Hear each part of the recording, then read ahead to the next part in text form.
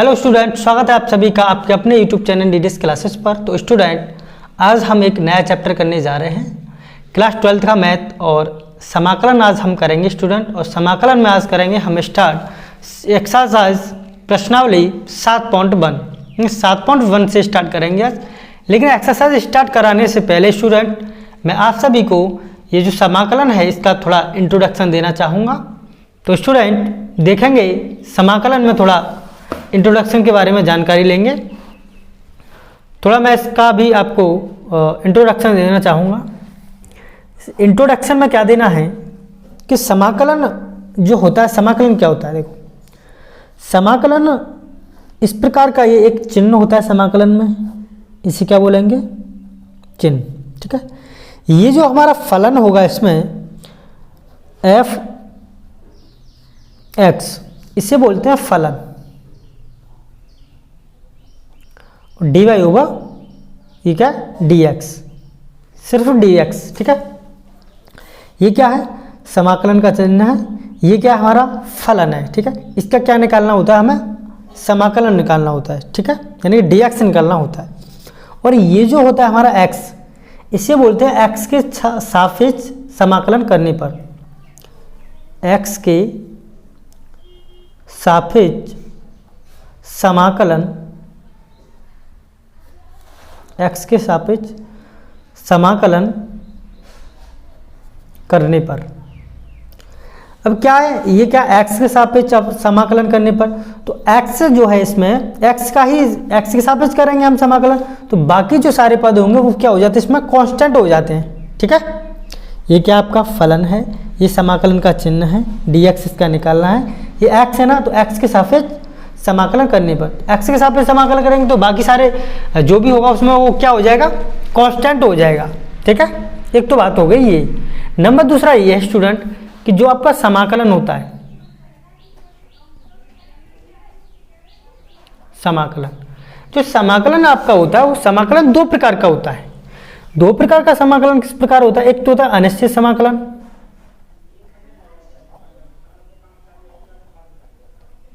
अनिश्चित समाकलन, और एक होता है निश्चित समाकलन।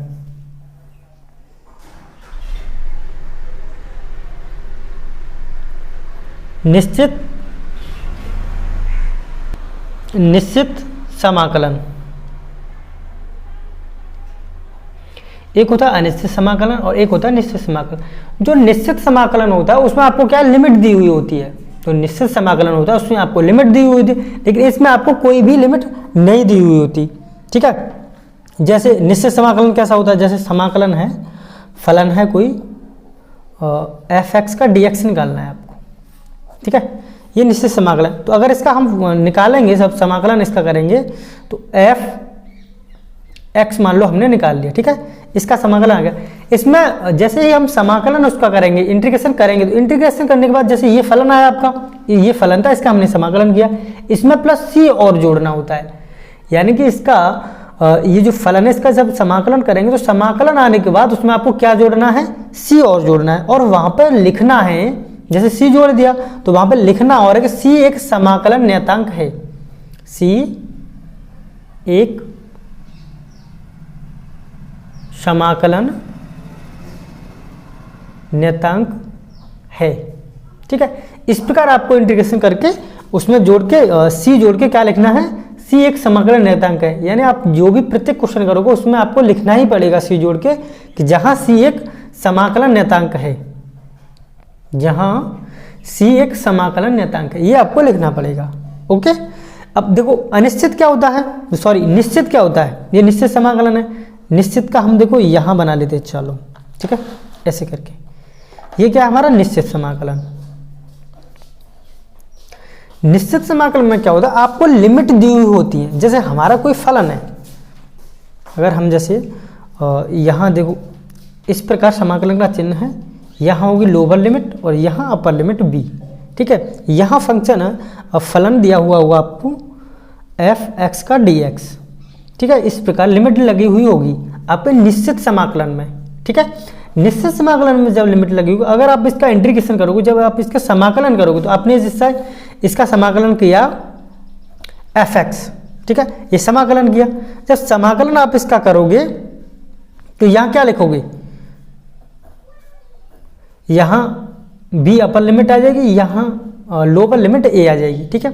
अब इसको भी किस प्रकार लिखोगे, F V minus F lower limit A, इस प्रकार आपको करना होता है, ठीक है। निश्चित समाकलन में, ये निश्चित समाकलन करने का तरीका है, क्या है, निश्चित समाकलन।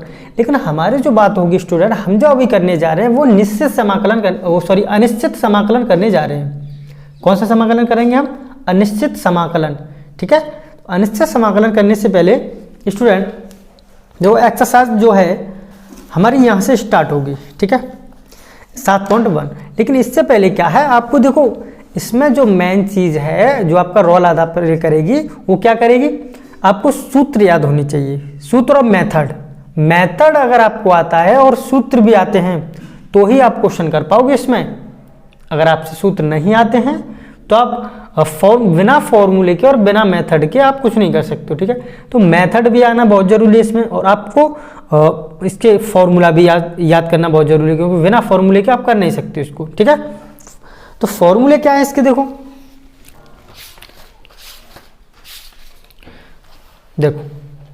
ये है इसके, ये तो हमारा क्या है, डिफरेंशियल, यानी कि ये अवकलज के फॉर्मूले हैं, ठीक है। अवकलज के फॉर्मूले ये अपने x⁴n+1 बटे n+1 क्या होता है, x⁴n, ठीक है। जब इसका देखो, ये तो अपने अवकलज के फॉर्मूले ये सारे, ठीक है, ये अवकलज के फॉर्मूले हैं। और ये जो स्टार्ट होंगे ये यहाँ से समाकलन के फॉर्मूले स्टार्ट होंगे। x⁴n का जब dx करेंगे तो x⁴n+1 अपॉन में n+1 और प्लस में c जोड़ देंगे, ठीक है।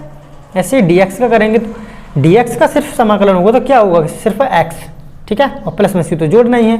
sin x का करेंगे तो sin x का समाकलन जब करेंगे तो क्या हो जाएगा, cos x माइनस के, ठीक है, cos x माइनस के और प्लस में c तो आपको जोड़ना ही है। यहाँ अगर sec² x का अगर आप dx निकालोगे तो यहाँ क्या हो जाएगा, sec² x का होता है tan x, ऐसे cosec स्क्वायर x का होता है माइनस के cot x, ऐसे sec x into tan x का dx जब निकालोगे आप तो इसका क्या होता है sec x प्लस के c जोड़ना ही है, ठीक है।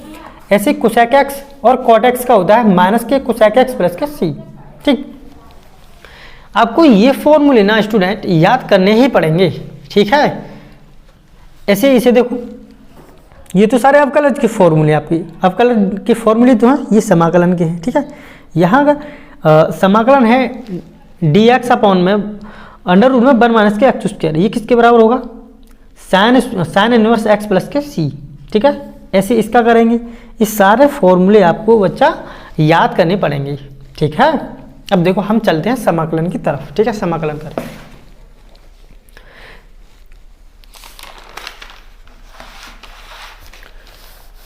समाकलन की तरफ चलेंगे स्टूडेंट हम।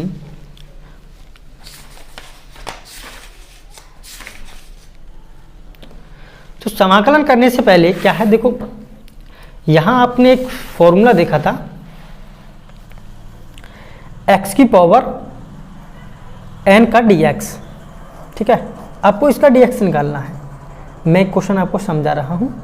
जैसे आपको x की पावर n का dx निकालना है तो इसका क्या होगा, इसका जो होगा x की पावर n, x की पावर n का क्या होता है, x⁴n+1 अपॉन में n+1, x की पावर n+1 अपॉन में n+1, यही तो होता है। इसका dx निकालेंगे तो अगर मैं यहाँ पर n की जगह पर मैं कर देता हूँ, अब मुझे निकालना है x² का dx, ठीक है, मुझे निकालना है x² का dx। जब इसका dx निकालेंगे तो हम क्या हो जाएगा, n की जगह पे क्या है 2 है, तो x की पावर 2+1 अपॉन में 2+1, तो क्या आ जाएगा x की पावर क्यूब अपॉन में 3, ये होगा इसका समाकलन। समझ पा रहे हो स्टूडेंट, समझ पा रहे हो, ये होगा इसका समाकलन। जैसे अगर मैं एक और निकालूं, जैसे मुझे निकालना है x की पावर 4 का dx, ठीक है, इसका भी समाकलन निकालना, तो क्या हो जाएगा किसका, x की पावर 4+1 अपॉन में 4+1, यानी x की पावर 5 अपॉन में 5। सिर्फ आपने अगर आप लगा रहे हो इसमें दिमाग तो स्टूडेंट क्या है, सिर्फ इसने एक बढ़ा के एक तो पावर में बढ़ा है, उतना ही बढ़ा के नीचे कर दिया है। यानी कि 5 एक्स की पावर, अगर जैसे आपसे डायरेक्ट करवाया जाएगा एक्स की पावर 6 का निकालना है, एक्स की पावर 6 का आपको क्या निकालना है, समाकलन निकालना है। तो क्या करोगे आप, सिर्फ उसमें एक जोड़ दोगे, यानी अगर डायरेक्ट निकालोगे एक्स की पावर 7/7, यही तो होगा समाकलन इसका। इस प्रकार क्या है आपको करना है। ठीक है, अब हम चलते हैं एक्सरसाइज 7.1 की क्वेश्चन नंबर 1 की तरफ। क्वेश्चन नंबर देखेंगे, क्वेश्चन नंबर 1 क्या है। ठीक है, तो क्वेश्चन नंबर 1 देखेंगे। तो क्वेश्चन नंबर 1 है स्टूडेंट, निम्नलिखित फलनों की प्रति अवकलज, समाकलन को प्रति अवकलज भी कहते हैं। ठीक है, निम्नलिखित फलनों के प्रति अवकलज यानी कि समाकलन निरीक्षण विधि द्वारा ज्ञात कीजिए। यानी कि आपको यह डायरेक्ट समाकलन नहीं करना है, क्या करना है, निरीक्षण विधि से ज्ञात करना है। ठीक है, बड़ा ही मजेदार है निरीक्षण विधि। तो चलो निरीक्षण विधि से पहले इनको हम समाकलन को कर लेते हैं। ठीक है, निरीक्षण विधि से देखेंगे। तो देखो क्वेश्चन नंबर है आपका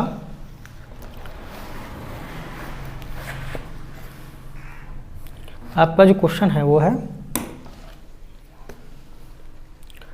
एक्सरसाइज डाल देते हैं इस पे।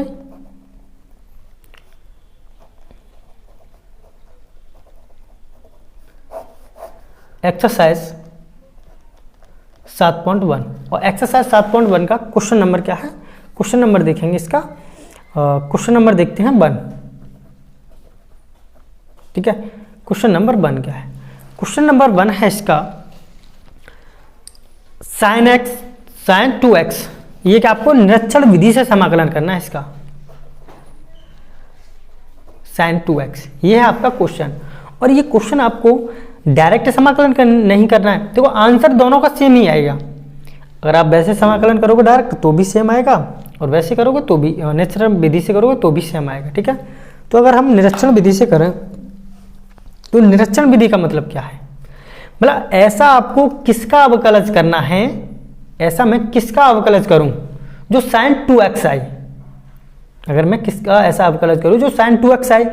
अगर स्टूडेंट मैं निरीक्षण विधि आपको बताने की कोशिश कर रहा हूं, ठीक है, तो अगर मैं dy/dx, ये क्या अवकलन करना है ना, तो अवकलन का तो यही होता है dy/dx।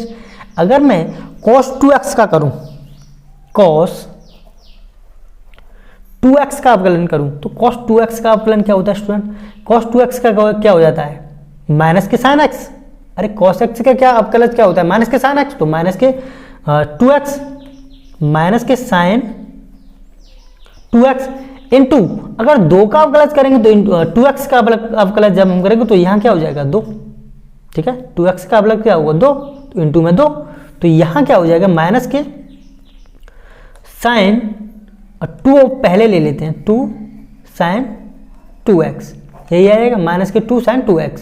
ठीक है, यानी कि जो भी आपका आया है dy/dx cos 2x बराबर में क्या है, माइनस के 2 sin 2x।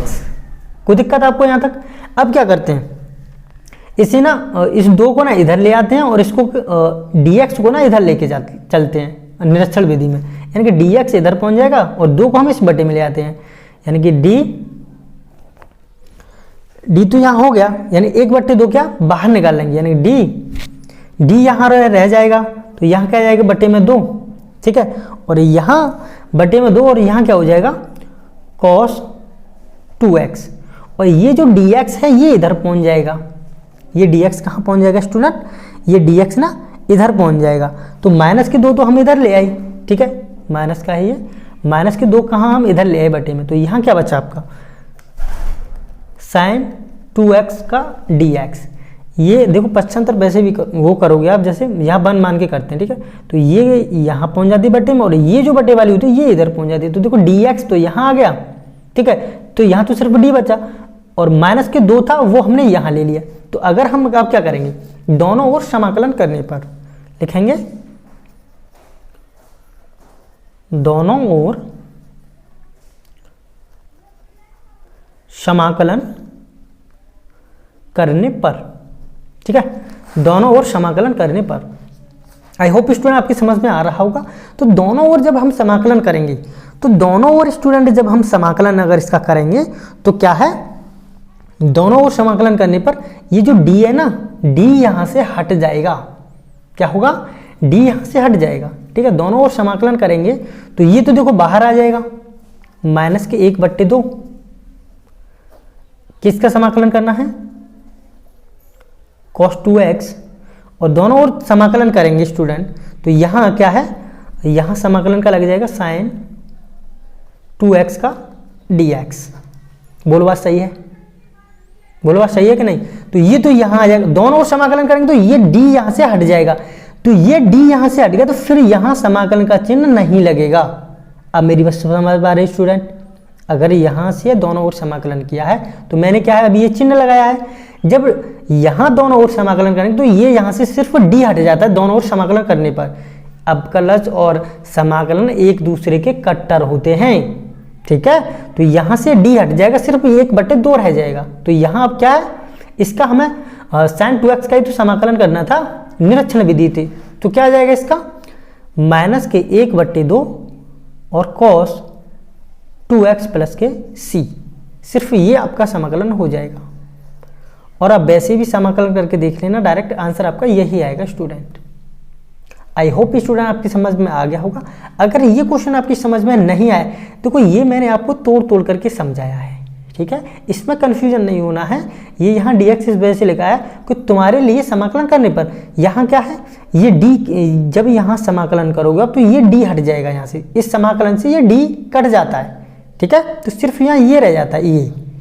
ठीक है, माइनस के 1/2 इंटू cos 2x प्लस के c तो आपको जोड़ने हैं जहाँ, और आपको लिखना और है। ठीक है, जहाँ c क्या है, एक समाकलन अंक है। अब मेरी बात समझ पा रहे हैं स्टूडेंट। ठीक है, अगर आपको इस क्वेश्चन में समझ में नहीं आया तो क्वेश्चन नंबर देखेंगे, दूसरा क्वेश्चन नंबर दूसरा क्या है।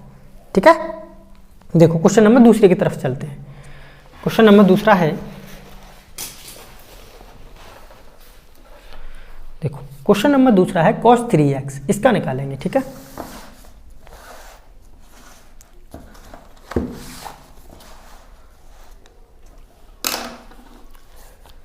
क्या है क्वेश्चन,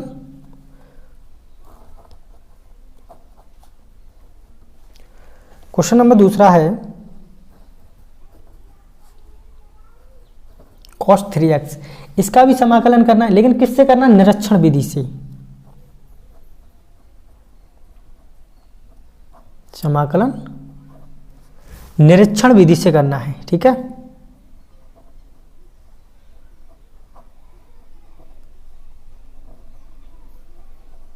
कोई दिक्कत, ठीक है। तो यहां क्या है,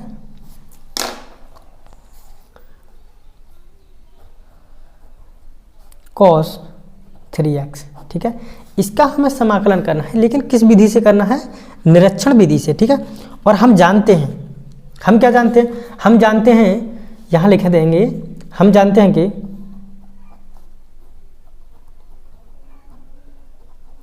क्या जानते हैं, मैं ऐसा किसका अवकलज करूं जो cos 3x आ जाए, मैं किसका अवकलज करूं जो cos 3x आ जाए। अगर मैं sin 3x का अगर अवकलज करेंगे तो क्या आ जाएगा स्टूडेंट, यहाँ अगर sin 3x का अवकलज करेंगे तो cos हो जाएगा। बोलो बात सही है। ठीक है, तो यहाँ अगर sin 3x का अवकलज हम करें, देखो dy होगा dx sin 3x, इसका जब हम अवकलज करेंगे स्टूडेंट तो इसका अवकलज हो जाएगा, क्या हो जाएगा, cos 3x, और इस 3x का करेंगे तो इनटू में 3x सिर्फ। ठीक है, इसका अवकलज किया तो cos 3x, साइन का उल्टा cos ही तो होता है बच्चा। ठीक है, cos 3x से किया तो यहाँ क्या जाएगा, सिर्फ 3, ओहो सिर्फ 3 होगा स्टूडेंट यहाँ, क्योंकि 3x का अवकलज 3 तो होगा। तो यहाँ क्या हो जाएगा, यहाँ हो जाएगा, यहाँ साफ लिखता हूँ मैं, dy over dx sin 3x, और जब इसका हमने अवकलज किया है तो क्या निकल के आया, cos 3x इंटू 3। बोल बात सही है। अब क्या करेंगे स्टूडेंट, इसको ना इधर लेके आते हैं और इसको इधर लेके जाते हैं। ठीक है, तो यहाँ क्या होगा, d रह जाएगा यहाँ पे। ठीक है, अरे d तो रह जाएगा यहाँ पे, डी, और यहाँ इसको इधर लेके आएंगे तो किधर पहुँच जाएगा, ये बटे में डी, और यहाँ साइन 3x, और ये किधर पहुँच जाएगा कॉस 3x का dx। ये जो dx है ना, ये इधर पहुँच जाता है, ठीक है, तो ये इनटू में पहुँच जाएगा इसके, और ये बटे में आ जाएगा। तो अब क्या करेंगे, दोनों ओर समाकलन करने पर, दोनों ओर समाकलन जब हम करेंगे तो यहाँ तो समाकलन का चिन्ह आ जाएगा, ठीक है, यहाँ समाकलन का चिन्ह आ जाएगा, और यहाँ क्या हो जाएगा, ये डी हट जाएगा समाकलन से, राइट। दोनों ओर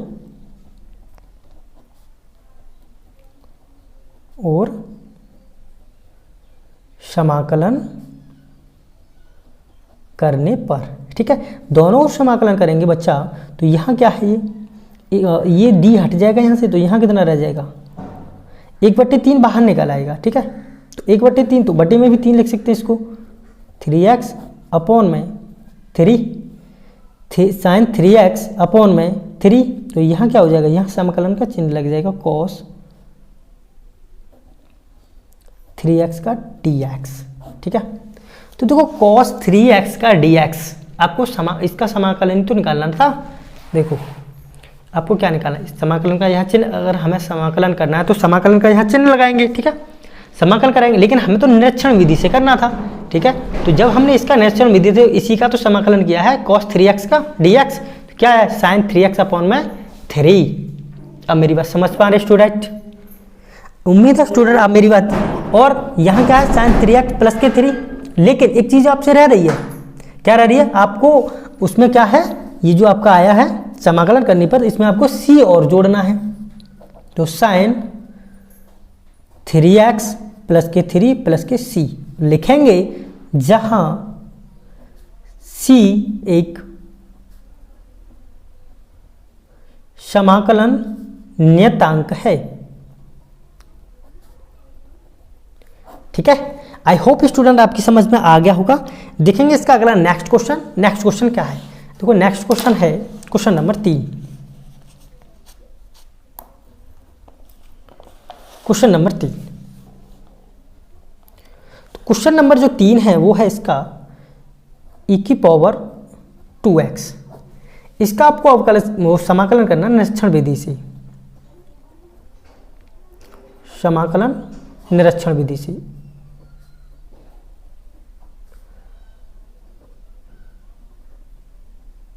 ठीक है। आपको इसका भी समाकलन करना है निरीक्षण विधि से, तो लगा लीजिए निरीक्षण विधि। देखो हम किसका समाकलन करें, मतलब किसका अवकलन करूं मैं, यहाँ e की पावर 2x, ठीक है, e की पावर 2x है, तो यहाँ किसका अवकलन किया जाए, जो e की पावर 2x आई। तो आपने मैंने पढ़ा होगा e की पावर x का क्या होता है समाकलन या अवकलन करें तो e की पावर x ही होता है। e की पावर x का अगर आप समाकलन करते हैं तो भी e की पावर x होता है, अगर आप e की पावर x का अवकलन करते हैं तो भी e की पावर x होता है। क्या मेरी बात समझ पा रहे हैं स्टूडेंट, ठीक। तो अगर मैं dy ओवर dx e की पावर 2x का अवकलन करता हूँ तो e की पावर 2x का e की पावर 2x हो जाएगा, इंटू 2x का करेंगे तो 2 आ जाएगा इंटू में, ठीक है। तो यहाँ से करते आएंगे सर, कुछ नहीं है निरीक्षण विधि में, बहुत ही सरल है, बस आपको अब सरल करते चलना है। इस चीज़ का अवकलन किया आपने, बस फिर उसको आप सरल करते चलिए, आंसर खुद ब खुद चल करके आएगा, ठीक है। तो यहाँ देखो ये कर लिया, तो यहाँ क्या हो जाएगा, तो देखो यहाँ ये d यहाँ पहुँच जाएगा, ये 2 यहाँ आ जाएगा, ठीक है, 2 कहाँ आ जाएगा, यहाँ आ जाएगा, और d कहाँ पहुँच जाएगा, वहाँ पहुँच जाएगा, ठीक है। तो जब इसका करेंगे स्टूडेंट हम, तो इसका क्या निकल के आएगा, तो यहाँ d अपॉन में 2 नीचे आ जाएगा, इसके इंटू में है, ठीक है, और यहाँ का बचेगा e की पावर 2x बराबर d कहाँ पहुँच जाएगा, इधर पहुँच जाएगा, e की पावर 2x और इसका dx। कोई दिक्कत आपको, कोई दिक्कत। अब लिखेंगे दोनों ओर समाकलन करने पर, दोनों ओर समाकलन करने पर, ठीक है, दोनों ओर समाकलन करने पर। जब दोनों ओर समाकलन करेंगे तो इधर से d हट जाएगा, इधर से क्या होगा, इधर से d हट जाएगा, इधर समाकलन हो जाएगा, ठीक है, तो यहाँ क्या हो जाएगा e की पावर 2x, e की पावर 2x, यहाँ समाकलन करो तो इधर से d हट जाएगा अपॉन में 2 बराबर में यहाँ समाकलन का चिन्ह लग जाएगा e की पावर 2x और dx। तो इसका ही तो आपको समाकलन करना था, इसका आपने समाकलन किया तो यही तो आया है और प्लस के c और जोड़ना है। ठीक है, तो ये हो जाएगा आपका आंसर e की पावर 2x अपॉन में 2। ठीक है, e की पावर 2x अपॉन में 2 प्लस के c। ठीक है, यहाँ 1/2 भी लिख सकते हैं, उससे कोई दिक्कत नहीं है। ठीक है, क्योंकि यहाँ 1 का मल्टीप्लिकेशन करेंगे तो 1 का क्या है 1/2 भी हो जाएगा। ठीक है, तो e की पावर 2x अपॉन में लिख देंगे, जहाँ c एक समाकलन नियतांक है। ठीक है, ये हो जाएगा आपका आंसर। ठीक है, अब देखेंगे इसका अगला next question, question number 4। Question number 4 क्या है?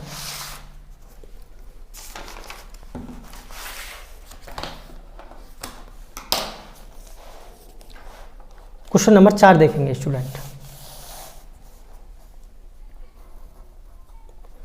क्वेश्चन नंबर 4 है ax प्लस बी का होल वर्ग। इसका आपको समाकलन करना है निरीक्षण विधि से। ठीक है,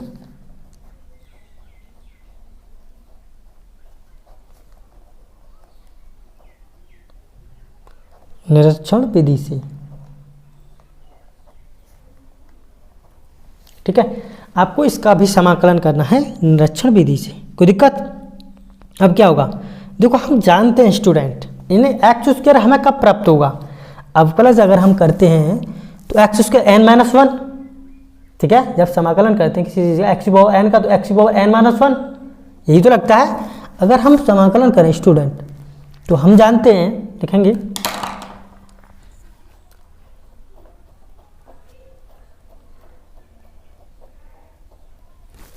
क्योंकि हम जानते हैं, क्या जानते हैं कि dy over dx ax plus के बी का होल क्यूब। अगर हम इसका समाकलन करेंगे स्टूडेंट तो हमें क्या मिलेगा, यही तो मिलेगा, यानी ए की पावर ax प्लस बी की पावर क्या मिलेगा, स्क्वायर मिलेगा, या ax प्लस बी की पावर 2 मिलेगा। ठीक है, ये मिलेगा हमें।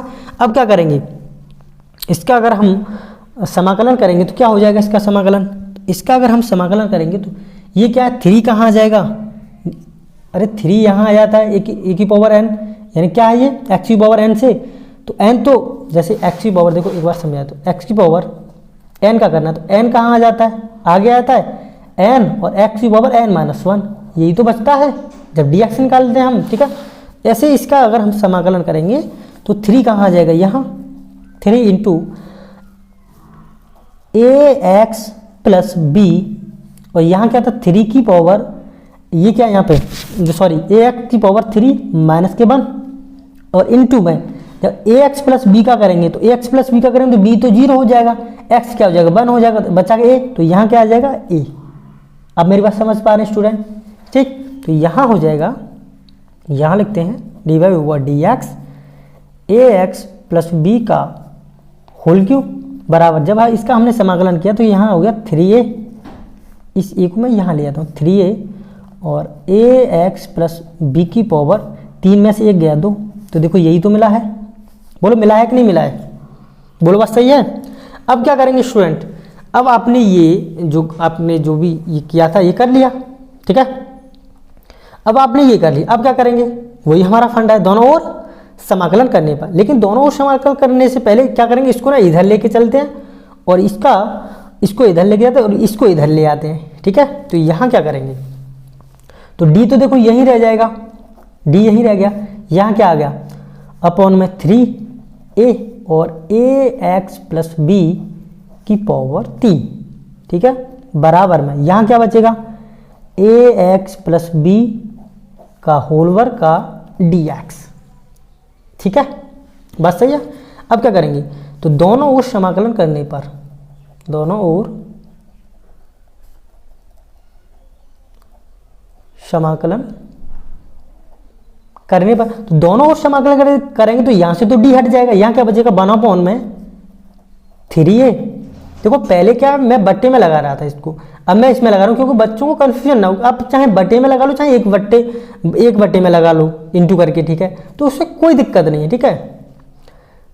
ax प्लस के बी का होल क्यूब बराबर यहाँ क्या ये यहाँ dx पहुंचेगा तो यहाँ समाकलन का चिन्ह लग जाएगा, ax प्लस का b का होल वर्ग का dx, और यहाँ क्या इसका ही तो dx निकालना था हमें, तो इसका dx निकल आया। ax प्लस बी की पावर 2 का क्या निकालना था हमें, dx। इसका आंसर क्या है ये, इसमें क्या जोड़ना है, c और जोड़ना है, यानी कि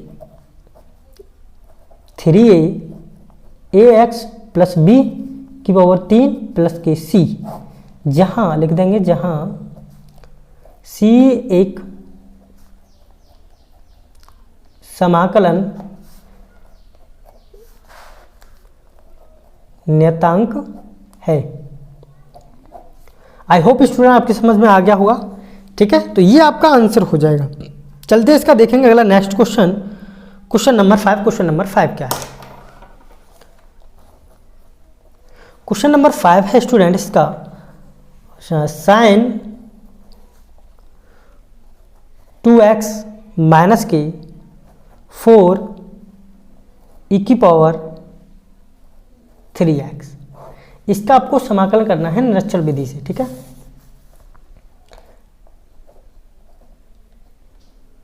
निरक्षण विधि से, ओके स्टूडेंट, आपको इसका समाकलन करना है निरक्षण विधि से। तो क्या लिखेंगे हम, तो साइन 2x, तो साइन 2x कब आएगा हमारा, जब हम D over D X cos 2x का करेंगे तो वही तो होता है हमारा कॉस साइन 2x। तो यहाँ अगर हम करें student D Y over D X, किसका करेंगे, कॉस 2x का, तभी तो साइन 2x आएगा हमारे पास, कॉस 2x, ठीक है। तो बराबर क्या आ जाएगा हमारा यहाँ पे, कॉस 2x का क्या होता है माइनस के साइन x, यानी कि माइनस के साइन 2x माइनस के साइन 2x, और 2 का करेंगे तो हम 2x का भी तो करेंगे, 2x का करेंगे तो इनटू में 2 आ जाएगा, ठीक है। तो इसको पहले रख लो चाहे, जैसे D Y over D X cos 2x का करेंगे तो माइनस के 2 साइन 2x, ठीक है। ये हमें प्राप्त होगा, कोई दिक्कत यहाँ तक किसी बच्चे को, ठीक है। अब क्या करेंगे स्टूडेंट, यहाँ से अगर आप करोगे तो cos 2x का क्या निकल आएगा, cos 2x का निकल आएगा आपका, अगर आप इसको करोगे तो यहाँ से अगर इसको करें हम तो ये इधर आ जाएगा बट्टे में, ठीक है। अभी हम पहले इसको सॉल्व कर रहे हैं, ठीक है, फिर बाद में इसको सॉल्व करेंगे, कोई दिक्कत। अब क्या है, ये इधर पहुंच जाएगा और ये बना पौन में यहाँ आ जाएगा, दोनों ओर समाकलन करने पर। तो दोनों ओर समाकलन करेंगे तो यहाँ कितना हो जाएगा, एक बट्टे बना पौन में माइनस के 2 इधर ले आते हैं हम, cos 2x और माइनस के 1/2, देखो एक यहाँ लगाया है मैंने इंटू में, ठीक है, माइनस के 1/2 cos 2x, ठीक है, 1/2 cos 2x, और यहाँ कहाँ पहुँच जाएगा ये इधर आ गया, तो यहाँ क्या हो जाएगा साइन 2x का, यहाँ समाकलन का चिन्ह लग जाएगा, यहाँ हो जाएगा dx, ठीक है। जब समाकलन दोनों ओर समाकलन करेंगे तो d से तो d हट जाएगा, d से d हट जाएगा, dx से यहाँ पहुँच जाएगा, तो dx यहाँ पहुँच गया, कोई दिक्कत, समाकलन का चिन्ह यहाँ लगे, इस समाकलन से ये d यहाँ कट जाता है, ठीक है। तो यहाँ कितना बचेगा, माइनस के बना पौन में 2 और cos 2x, और यहाँ प्लस के c और जोड़ना है, तो माइनस के cos 2x अपॉन में 2 प्लस के c, ठीक है, जहाँ क्या है c समाकलन नियतांक 1, ठीक है। तो यहाँ अगर हमको 2 पद निकालने, ये वाला भी निकालना, तो यहाँ मान लेते इसको c1 जोड़ दिया, ठीक है, एक तो हो गया ये cos माइनस के cos 2x प्लस के 2 और प्लस में c, कोई दिक्कत, cos 2x अपॉन में 2 प्लस के c, एक तो ये हो गया, ये इसका हुआ है भाई, ठीक है। अभी हमें इसका और निकालना है, ठीक है, इसका निकालेंगे, 4 को ना बाहर ले लेते हैं, ठीक है। तो यहाँ जब इसको निकालेंगे हम, 4 तो है हमारा, ये बाहर रहेगा, ठीक है, इसको बाद में लगाएंगे, कोई दिक्कत।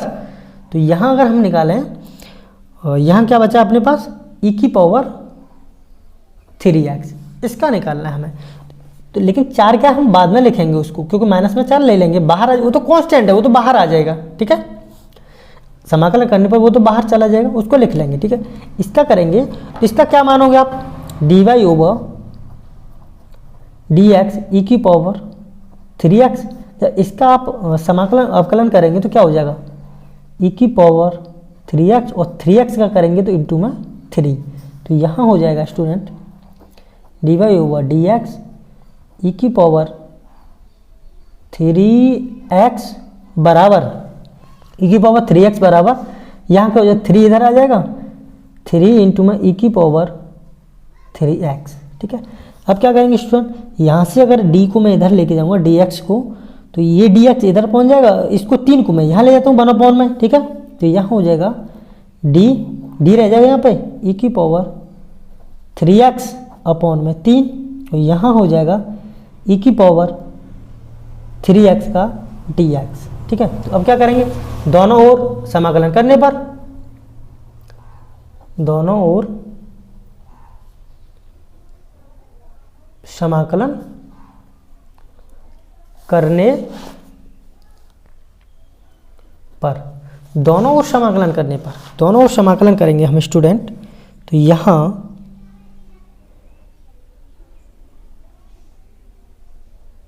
ठीक है, यहाँ का दोनों ओर समाकलन करेंगे स्टूडेंट। एक बात है, देखो इसको ना समीकरण नंबर 1 मान लेते हैं। ठीक है, ये हो गया हमारा समीकरण नंबर 1। ये जो निकल के आ गया ये आएगा समीकरण नंबर 2 निकल के, तभी लिख देंगे वहाँ पे समीकरण 1 और 2 को जोड़ने पर। ठीक है, सो ये आंसर आ जाएगा अपना। ठीक है, तो यहाँ दोनों ओर समाकलन करने पर, तो यहाँ समाकलन करते करेंगे तो स्टूडेंट यहाँ से तो d हट जाएगा, तो सिर्फ यहाँ क्या बचेगा 1/3। ठीक है, 1/3 और e की पावर 3x प्लस के c यहाँ जोड़ देंगे, तो यहाँ क्या हो जाएगा, यहाँ समाकलन का चिन्ह लगेगा e की पावर 3x का dx।